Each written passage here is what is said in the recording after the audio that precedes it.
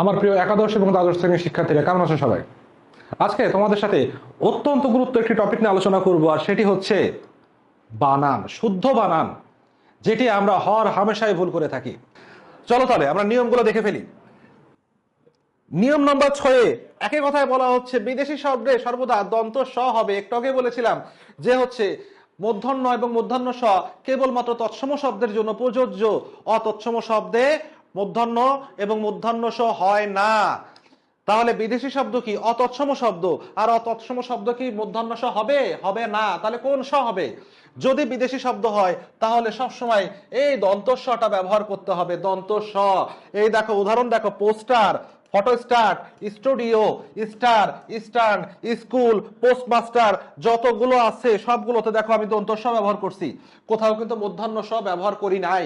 দেখো ট এর সাথে আমরা ইউজুয়ালি নত্যবিধান এবং সত্যবিধানের নিয়ম অনুযায়ী জানি ট বর্গ, এই ট বর্গর কি? ট, ঠ, ড, ঢ, মূর্ধন্য। তাহলে এখানে মূর্ধন্য বর্ণ, এই মূর্ধন্য বর্ণের সাথে কি থাকবে? মূর্ধন্য বর্ণের সাথে মূর্ধন্য সংযুক্ত হওয়ার কথা, কিন্তু সেটা হবে না। কারণ কি? কারণ এটা বিদেশি শব্দ। বিদেশি শব্দ মানে অতৎসম শব্দ। তাহলে এখানে আমাকে নিয়ম অনুযায়ী যাই হোক না কেন আমি মূর্ধন্য স ব্যবহার করতে পারবো না, এখানে আমাকে দন্ত স ব্যবহার করতে হবে। চলো দেখি 6 নাম্বার নিয়ম, নাম্বার 6 শেষ হলো। 7 নাম্বার নিয়মে আমরা দেখি আমাদের জন্য কি অপেক্ষা করছে। নিয়ম নম্বর 7-এ বলা হচ্ছে, দেখো খুব মজার একটা নিয়ম, সেটা হচ্ছে অদ্ভুত ছাড়া যত ভূত আছে সকল ভূত হবে দীর্ঘৌকার। অদ্ভুত ছাড়া যত ভূত, ভূতুড়ে, ভূতের বাড়ি, যত ভূত আছে, কিমভূত, সব ভূতে হচ্ছে দীর্ঘৌকার হবে। কেবলমাত্র অদ্ভুত বানানে হবে হচ্ছে তোমার রস্যৌকার। এই যে দেখো পরাভূত, উদ্ভূত, দূরীভূত, কিমভূত, প্রভূত, একীভূত, বশীভূত, ভূতুরে, যত ভূত আছে সব ভূতে দীর্ঘকার, শুধু অদ্ভুত এই ভূতে রস্যকার। চলো দেখি নিয়ম নাম্বার 8-এ কি হবে। নিয়ম নাম্বার 8-এ বলা হচ্ছে, নিয়ম নাম্বার 8-এ কি বলা হচ্ছে? নিয়ম নাম্বার 8-এ বলা হচ্ছে শব্দের শেষে জগৎবাচক বিদ্যা, সভা, তয় বয়, ত, তাক, নি, ইনি, পরিষদ, তত্ত্ব ইত্যাদি যদি যুক্ত থাকে তাহলে পূর্বের দীর্ঘিকার না হয়ে সাধারণত রস্যিকার হয়ে যায়। কিভাবে? একটু উদাহরণ দিলে বুঝতে পারবা। দেখো আমরা একদম খুব একটা সহজ উদাহরণ দিই। সহজ উদাহরণটা হচ্ছে, আমরা কি জানি মন্ত্রী বানানে কি রস্যই নাকি দীর্ঘইকার? এমনিতে কিন্তু মন্ত্রী বানানে দীর্ঘইকার, এটা মন্ত্রী বানান। কিন্তু আমি যদি লিখি মন্ত্রীগণ বা মন্ত্রী পরিষদ, তখন কিন্তু বানানটা হয়ে যাবে এটা। ধরো মন্ত্রিত্ব লিখবো, তখন এটা বানান হয়ে যাবে রস্যিকার, মন্ত্রিত্ব।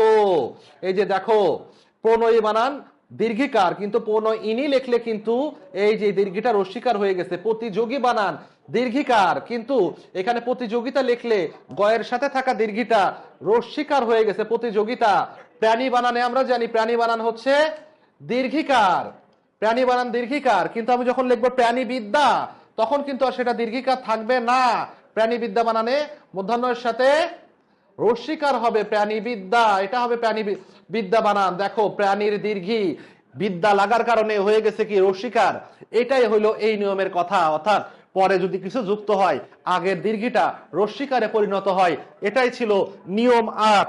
চলো চলে যাই দেখি নিয়ম 9-এ কি আছে। নিয়ম 9-এ বলা হচ্ছে বিশেষণবাচক আলি প্রত্যয় যুক্ত শব্দে ইকার হবে, আর বিশেষ্যবাচক আলি প্রত্যয় যুক্ত শব্দে দীর্ঘইকার হবে। খেয়াল করো কিন্তু এখানে দেখো এই জায়গা বলা হচ্ছে কি সোনালী, রূপালী, মিতালি, গীতালি, বর্ণালী, এগুলো সব আমি রস্যিকার দিয়ে লিখছি। এগুলো কি লিখছি? সব রস্যিকার দিয়ে লিখছি। কারণ কি? দেখো বিশেষণ বাচকেরা, এরা বিশেষণ বাচক। আমি যদি বলি সোনালী ইলিশ, সোনালী ধান, সোনালী আঁশ, আমি যদি বলি রূপালী ইলিশ, আমি যদি বলি মিতালি, মিতালির সম্পর্ক, বর্ণালী সন্ধ্যা, এগুলো সব বিশেষণ, এখানে অ্যাডজেক্টিভ। যদি বিশেষণ হয় তাহলে রস্যিকার হবে। আলি প্রত্যয়, লাস্টে আলি প্রত্যয় কি রস্যি। শোন আলি, আলি আছে না, ওই আলিটা রস্যি লিখবো কখন? শব্দটা যখন বিশেষণ। কিন্তু এই একই শব্দ যখন হয়ে যাবে বিশেষ্য অর্থাৎ নাউন হয়ে যাবে, তখন কিন্তু আমি রস্যিকার ব্যবহার করব না, তখন আমি ব্যবহার করব দীর্ঘিকার। যেমন সোনালী ব্যাংক, এখানে কিন্তু সোনালী ব্যাংকের নাম, এটা নাউন, এটা বিশেষ্য, তাহলে এখানে রস্যিকার ব্যবহার করব না, এখানে আমি দীর্ঘিকার ব্যবহার করব। রূপালী ব্যাংকে দীর্ঘিকার হবে, কিন্তু রূপালী ইলিশে রস্যিকার। রূপালী ইলিশ, রূপালী বানানে রস্যিকার। রূপালী ব্যাংক, এটা ব্যাংকের নাম, নাউন, বিশেষ্য, তাহলে রূপালী বানানে দীর্ঘিকার ব্যবহার করা হবে। বিশেষণ হলে রশ্মি আর বিশেষ্য হলে দীর্ঘী। আছো আজকের জন্য সব শেষ নিয়ম, আজকের জন্য সবশেষ নিয়ম এটা। আজকের জন্য নিয়মটা কি আমরা বলতেছি, এটা হচ্ছে রেফের পর ব্যঞ্জন বর্ণের দ্বিত্ব হবে না। রেফের পর কি হবে না? ব্যঞ্জন বর্ণের দ্বিত্ব হবে না। রেফ, এই যে দেখো এখানে একটা রেফ আছে, তাহলে রেফের পরে এই যে ডাবল বর্গের জ, দুটা বর্গের জ, এটা কি? এটাকে বলে একসাথে দুটা একই বর্ণ দুইবার থাকা, যুক্ত হয়ে থাকা, মিশে থাকা, এটাকে বলা হয় হচ্ছে ব্যঞ্জন দ্বিত্ব। তো এই রেফের পরে ব্যঞ্জন বর্ণের দ্বিত্ব হবে না, ডাবল ব্যঞ্জন বর্ণ হবে না, গর্জন বানান হবে এটা, এটা রাইট হবে। কার্য, দেখো কার্য, এটা খুব করি, কার্যালয়, কার্য, এগুলোতে আমরা খুব ভুলটা করি। রেফের পরে আমরা একটা জ ফলা দিছি, আমরা কি বলছি? রেফের পরে ব্যঞ্জন বলে যুক্ত হবে না। তাহলে এই যে একটা জ, আর জ এর ফলে জয়ের অনুবর্ণ রে ফলা, জ ফলা ব্যবহার করলে জ দুইবার হয়ে গেল না? আর নিয়ম কি বলতেছে? রেফের পরে ব্যঞ্জন বর্ণে দ্বিত্ব হবে না, তাহলে কি জয়ের সাথে আবার একটা জ ফলা লাগানো যাবে না। সৌন্দর্য, এই যে রেফ, রেফের পরে জ, জয়ের সাথে একটা রেফ আছে বলে জয়ের সাথে আর একটা জ, মানে জ ফলা লাগানো যাবে না। সৌন্দর্য বানান রাইট হবে এইটা।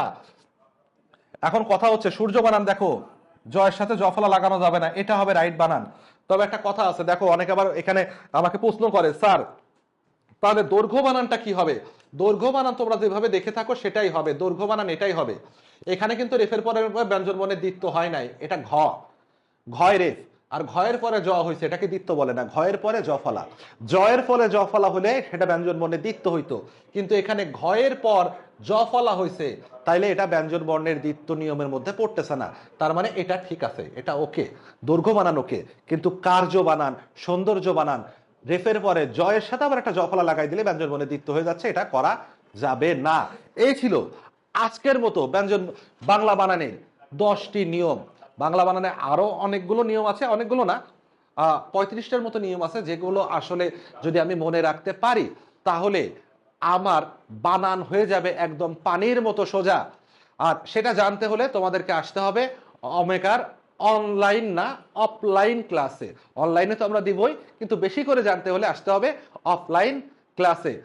আমাদের ওমেগাতে সকল বিষয়ে অভিজ্ঞ শিক্ষক দ্বারা পাঠদান করা হয়ে থাকে, এবং বাংলাদেশের সকল রেপিউটেড পাবলিক ইউনিভার্সিটির যারা ছাত্র ছিল, এক্স স্টুডেন্ট, তারা এখানে ক্লাস নিয়ে থাকে।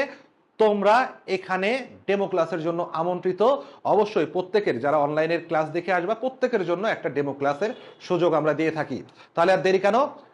ওমেগার ঠিকানা তো জানা আছে, বাসা নাম্বার হচ্ছে 29, road number 5, block C, Rampura, Banasree. চলে আসো সবাই, অপেক্ষায় থাকলাম। আজকের মতো এই পর্যন্তই, আল্লাহ হাফেজ।